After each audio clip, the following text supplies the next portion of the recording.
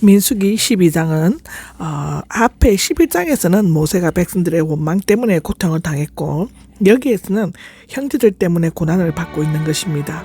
백성들은 먹는 식욕 때문에 원망했으면 형제들은 명예욕 때문에 모세의 건의에 도전하였습니다. 미리암과 아론의 모세를 비방한 게 1절에서 3절에서 나오는데 여자 예언자이며 누이인 미리암과 대제사장인 아론이 민족의 지도자인 모세를 비방한 것은 모세가 구스 여자를 취했기 때문이었습니다. 구스는 이집트 남쪽에 있는 에티오피아로서 대개 이집트와 함께 언급되고 있고 검은 피부색을 가진 함족 계통이었다고 하고요. 구스 여자가 누구냐에 대해서는 몇 가지 견해가 있습니다. 첫째는 구스는 흔히 에티오피아를 가리키지만 이것은 구스라고 발언하면서 미디안을 가리키고 있다고 출애굽기 2장 21절에는 얘기하고 있습니다. 이 여자는 시보라라는 것이다. 네, 그러나 시보라는 모세가 이집트를 떠나기 전 아내가 되었으므로 이 견해는 타당치 않는 것이고 둘째, 에티오피아의 공주라는 것도 있는데 모세가 공주를 만날 기회가 없었을 것입니다. 셋째는 모세의 아내 시보라가 죽고 함께 행진하던 에티오피아 여자를 제치로 맞이했다는 것인데 만일 모세가 본처 시보라가 있는데도 구스 여자를 아내로 취했다면 모세가 직접 말한 대로 돌로 쳐 죽임을 당해야 하며 또 그의 지도력도 치명적인 손상을 입을 수 있었습니다. 시보라가 구스 여자였다면 미리암과 아론이 모세를 비방하기 위해 과거의 일을 다시 끄집어낼 수도 있습니다. 아마도 시보라의 죽은 사실이 언급되지 않은 것은 당시 여자는 수요에 넣지 않거나 무시되었던 전통을 따를 수 있다는 것인데 이러한 여러 가지 정황을 고려할 때 모세는 구스 여자와 재혼했음에 틀림없다고 합니다. 미리암과 아론이 모세에게 대들었던 문자적 고의적으로 대항하고 욕하고 나쁘게 말하는 것은 아마 이방인과 결혼이 아닌 하나님의 뜻에 어긋나거나 또는 유대민족의 선민의식과 우월성에 위배되기 때문이라고 생각하기 때문이었을 것인데 그런데 만약 그 일이 참으로 하나님의 뜻을 어긴 것이었다면 하나님이나 백성들이 그대로 내버려 두지 않았을 것입니다. 하나님께서는 이스라엘의 영적인 순수성을 보존하기 위해 가나안 7족속과의 결혼을 금지하셨지만 출애굽기 34절에 나옵니다. 신명기 7장에도 나오고요. 이방인과의 결혼은 전적으로 금지시키지 않으셨다고 창세기 48장 5절에는 나옵니다. 물론 하나님께서 가나안 정복 당시에와 바벨론 포로에서 돌아왔을 때 이방인과 결혼을 강하게 금지시키신 것은 종교적인 타락과 도덕적 부패를 방지하기 위한 것이었지만 절대적으로 금지시킨 것은 아니었다고 하고 또한 하나님께서 이스라엘을 택하신 것은 그들에게 특별한 장점이나 우월한 도덕성이 있어서가 아니었지만 이스라엘은 육신적 우월감과 병적인 선민의식에 사로잡혀 있었다고 합니다. 그러나 미리암과 아론이 모세에게 대들었던 근본적인 이유는 모세가 구스 여자와 결혼한 것이기 때문이 아니라 자신들이 모세보다 못할 게 없으며 이스라엘을 치유하는 권한을 함께 나누어 가지려는 의도 때문이었을 것입니다. 여기 속담이 이런 말이 있습니다. 굴러온 돌이 박힌 돌 뺀다고 아마 그런 상황이었던 것 같습니다. 사실상 미리암은 여자 예언자로서 하나님의 말씀을 대변했다고 출애굽기 15장에 나오죠.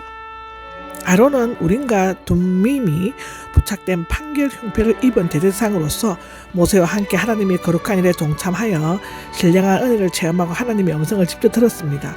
그러므로 그들도 모세와 함께 이스라엘의 중보자와 지도자가 될 수 있을 것으로 생각했지만 지도자로서의 권한이 주어지지 않았습니다. 그러므로 그들의 주장은 자신의 복수를 초월한 주제넘고 우월권적인 행위가 아닐 수가 없었죠.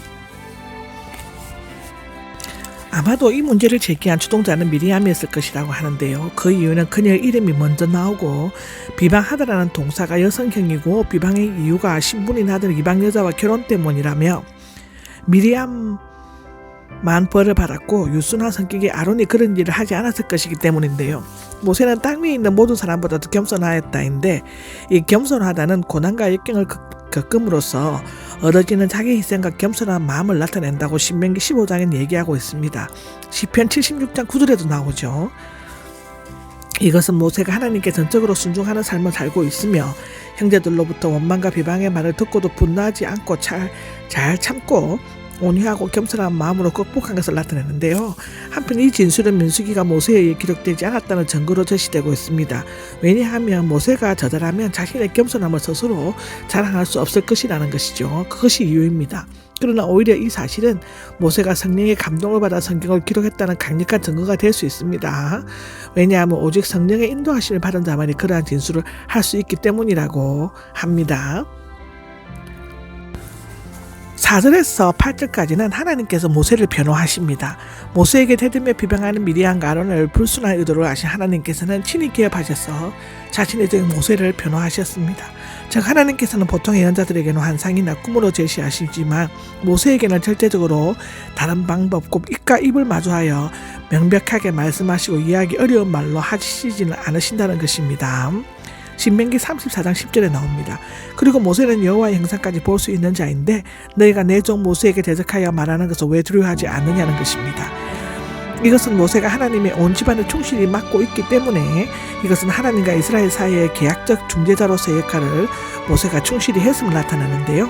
모세는 하나님의 인격을 바라볼 수 없고 바라보지도 않고 하나님의 형상과 덕만을 보았을 뿐이다 라고 출애굽기 33장 23절에는 말하고 있죠.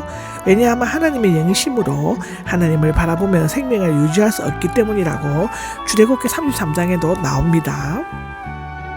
미리암이 악성 피부병에 걸린다는 것이 9절에서 10절에 나오는데 하나님께서 모세에게 대든 미리암과 아론을 잘못을 지적하신 후 진노하시고 떠나가셨으며 여호와의 임재의 상징인 구름도 천막 위에서 떠나갔다 합니다. 그러자 미리암이 악성 피부병에 걸렸는데 눈처럼 희게 된 것을 보면 아마 나병, 문둥병이었음에 틀림없다고 출애굽기 4장, 레위기 13장에는 말하고 있습니다. 이 병은 나군으로 말미암아 생기며 잠복 기간이 길면 눈썹이나 코, 귀 등이 빠지고 손가락이나 발가락이 떨어져 나간다는 것인데 이 병에 걸리면 일단 사회에서 격리되며 회복되면 다시 돌아올 수 있다고 레위기 13장, 14장에는 얘기하고 있죠. 전짐에 의하지 않고 갑자기 걸리는 경우는 미리암의 경우와 같이 죄에 대한 형별로 간주되었다고 성경에는 기록되어져 있습니다. 11절에서 16절까지는 미리암을 위한 모세의 중보기도가 시작됩니다. 아론은 동생 모세를 향해 나의 주님이라고 경칭을 써가면서 악성 피부병에 걸린 미리암을 위해 여호와께 중재해 줄 것을 간청하였습니다. 대제사장이 제사장직 중보기도를 요청한다는 것은 참으로 엄청나게 이율배반적인 것이라고 하는데요.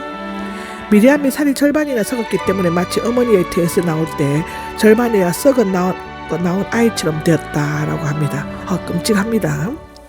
모세는 자신에게 대들고 비방한 미리암과 아론에 대해 온유함과 겸손함을 잃지 않고 그들을 위해 중보의 기도를 드렸습니다.